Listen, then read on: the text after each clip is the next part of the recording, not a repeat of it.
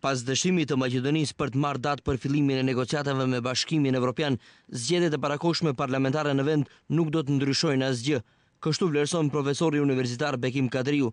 Sipas tij, kjo për shkak se në mars do të mbahen zgjedhjet lokale, andaj Maqedonia nuk mund të përgatitet edhe për zgjedhjet e parakohshme parlamentare, ndërsa sipas sondazheve të partive, rezultati do të jetë i njëjtë. Ashtu që është irelevante dhe e kot mbajtja e zgjedhjeve të reja parlamentare të parakohshme. Edhe e treta, çka po ashtu është shumë e rëndësishme, është fakti se zgjedhjet parakohshme mbajtën vitin e kaluar.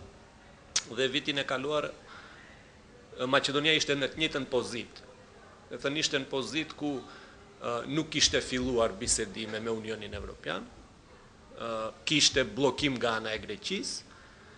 Kontesti me emrin ishte i pazgjidhur dhe duhej të zgjidhet në bazë të instruksioneve të Unionit Evropian. Do të thënë pozita ishte e njëjta, ishin të njëjtat parti politike në koalicion qeveritar dhe me këtë situatë të njëjtat parti politike dhe i fituan zgjedhjet. Në atë drejtim nuk mendoj që zgjedhjet e parakohshme janë përgjigje adekuate për këtë situatë. Nga ana tjetër, Lidia Dimova vlerëson se pas konkluzioneve të Këshillit të Ministrave të Bashkimit Evropian, kryeministrit Nikola Gruevski nuk i mbetet asgjë tjetër post të thras opozitën në qeveri të zgjeruar për të zgjidhur çështjen e emrit.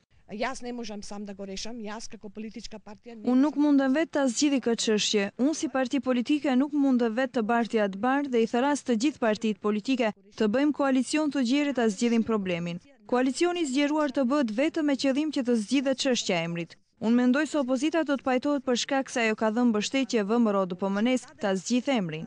Tash është momenti kur kryeministri duhet i bëjë ato hapa të cilët i bëjnë liderët e vërtet, topi është tek ai. Profesori universitar Bekim Kadriu vlerëson se vendimi i Këshillit të Ministrave të Bashkimit Evropian për Maqedoninë ishte e pritur, andaj kërkon që qeveria të ndryshojë qasjen ndaj fqinjeve, duke ndërprerë sipas tij keqpërdorimin e vlerave kulturore, historike, simboleve kulturore dhe historike të popujve të tjerë në Ballkan.